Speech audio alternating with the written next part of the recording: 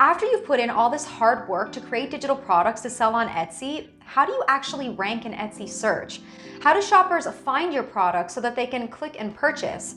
The keywords you use in the titles and tags of your listings are super important because Etsy is a search engine and it's constantly matching what shoppers are searching to the keywords you're using. In this video, we're going over how to find the best keywords for your Etsy listings and how to structure them in your titles and your tags. If you're new here, welcome. My name is Sandra, and if you want to learn all about making passive income online selling digital products, be sure to hit the subscribe button and notification bell down below. If you're not new here, you're amazing. Thanks for coming back. I've been selling printables on Etsy for over a year now, and I've learned a thing or two about how to optimize my listing so that the right customers are finding my products.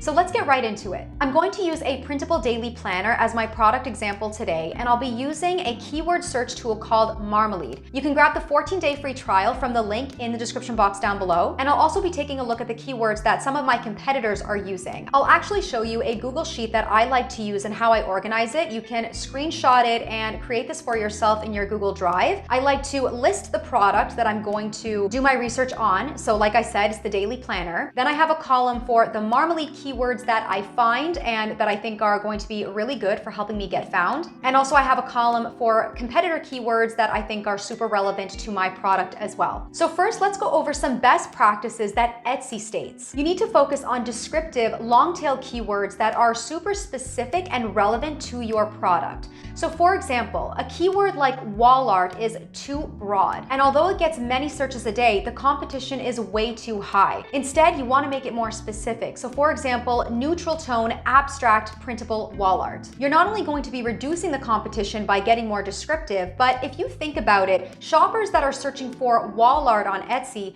don't actually know what they're looking for yet. They're just browsing through to get some inspiration on what they want to purchase for their space. So even if you rank for this keyword, the conversion rate is going to be really low. But then when shoppers know exactly what they want, they're going to type in a more descriptive keyword phrase. And now that they know what they're shopping for, all of these listings that have this keyword in their title or tag are going to have a much higher conversion rate. Etsy also says to diversify your keywords in your titles and your tags. So for example, if you're going to put abstract printable wall art, then another keyword phrase could be minimal modern home decor, as opposed to repeating printable wall art in both keyword phrases. This way you're giving your listing a chance to rank for many types of searches. And make sure you fill up the entire title space, which is 140 characters. You can use commas or dashes in between each keyword phrase and use all 13 tags. Now each tag only allows 20 characters, so Etsy states that you can break up your descriptive keywords into 2 keywords. So for example, you can't fit abstract printable wall art in one tag, so you can break it up into abstract printable and wall art. Etsy will read this as one long tail keyword if it's written like this side by side. Now before we hop onto Marmalade and then take a look at some competitor keywords, I want to thank the sponsor of today's video, Print Best, which is a sustainable and super affordable print-on-demand platform, which will bring you passive income to your Etsy store as well. You can check out my tutorial from last week on how to add merchandise to your Etsy store, and I will leave a link in the description box down below so you can browse through their catalog. The great thing is, if you're already selling printables on Etsy, for example, printable wall art, you can just place that graphic on a physical product as well. Then you can easily add it to your Etsy store, and when someone goes to purchase the product, Print Best will create the product for you and deliver it to your customer. So you don't have to do anything except for design the product and post it in your store. I will let you take a look at the link and go through their products, but the one that stood out to me the most today was posters, because again, if you're selling printable wall art, you can also offer your customers a physical piece as well. And keep in mind that Print Best ships all over Canada and the United States. And it's totally free to sign up. You won't be charged anything. All right, let's hop onto Marmalade and brainstorm some keywords for a daily planner. So like I mentioned, if you don't have Marmalade and you'd like to try it out, I have a link for a 14-day free trial in the description below. Okay, so I'm in the search function and I'm going to type in a broad term. So I'll start with daily planner. And what's going to happen is Marmalade will show me similar searches to this term, but also give me long tail alternatives. You'll notice right away that it's telling me the term is not a long tail keyword, but it's got a lot of searches and engagement, which is good, but the competition is really high. So what I want to do is make this more descriptive so I reduce the competition. So the first place I'm going to go to is similar searches near the bottom here. And it's giving me terms that people are actually searching for right now on Etsy with the searches, engagement, and competition. So Happy Planner cover pops out to me because it's almost green across the board. And I like the idea of coffee planner stickers. So if I see anything else that I want to create in the future, I could just copy and paste these keywords into a Google Sheet. So create another tab that says product ideas and you can always come back to it later. But what I really want to focus on is the long tail alternatives. Again, I'm going to focus on the stats that it's showing me here. And the one that pops out to me is digital daily planner undated. Now, although the searches and engagement has gone down, keep in mind that you're still going to be found under daily planner, but now you've reduced the competition and you found a more descriptive keyword that is relevant to your product. So I would copy and paste this into my Google Sheet. So I recommend you do this for all your products that you're creating. Start with a broad term. Now, like I mentioned, you also want to diversify your keywords. So think about what the shopper would search to find your product.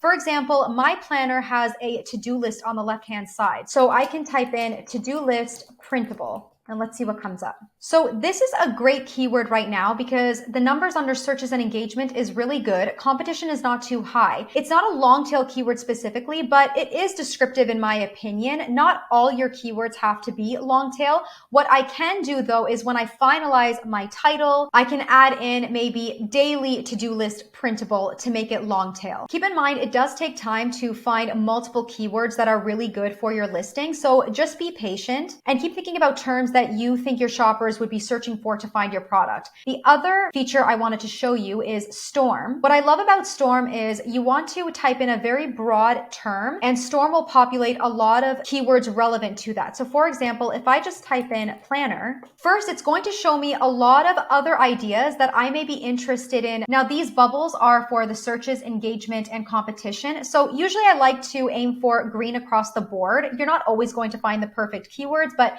you can do your very best. So even a budget planner is pretty good. Academic planner, maybe that's something else that I would want to create.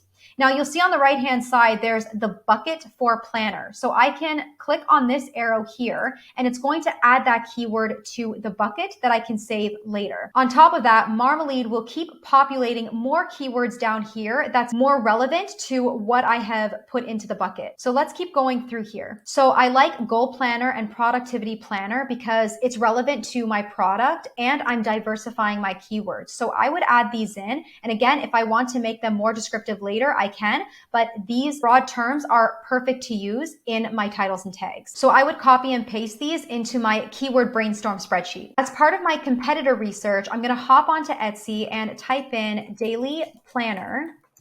And you'll see that Etsy populates daily planner printable, which is a good thing because that means shoppers are already searching for this term. Now I'll browse through and take a look at the listings that are ranking on the first page because they're clearly doing something right. And part of it could be their keywords. Now you don't want to just copy and paste the keywords from everybody's listings and use it for yourself because they might not be relevant to your listings and some of them are not that good. So I would browse through multiple listings, multiple shops to see if there's some descriptive keywords that are relevant and fit my product the best. So let's click on this one, for example. This listing has some similarities to my product, and there are actually some pretty good keywords in here. I haven't come across work from home planner, so I might want to use that for my title or my tags.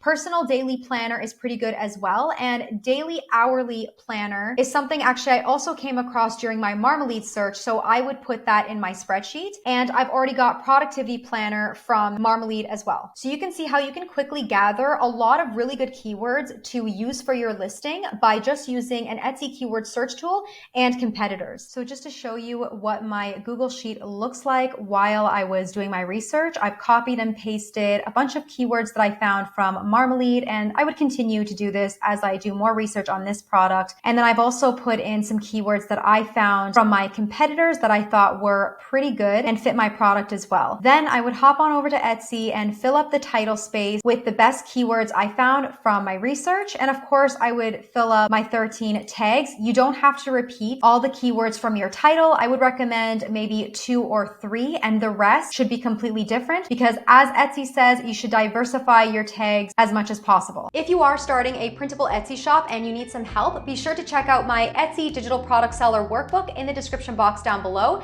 There's 8 sections for you to work through, and it will definitely help you get started on the right track. Remember to check out Print Best in the link down below if you want to sell physical products for passive income alongside your digital products. If you found this video helpful, be sure to hit the like button, notification bell, and don't forget to subscribe before you go. As always, let me know if you have any questions in the comments down below, and let me know if there's any other content you would like to see specifically. Thank you so much for watching, and I'll see you next week. Bye, guys.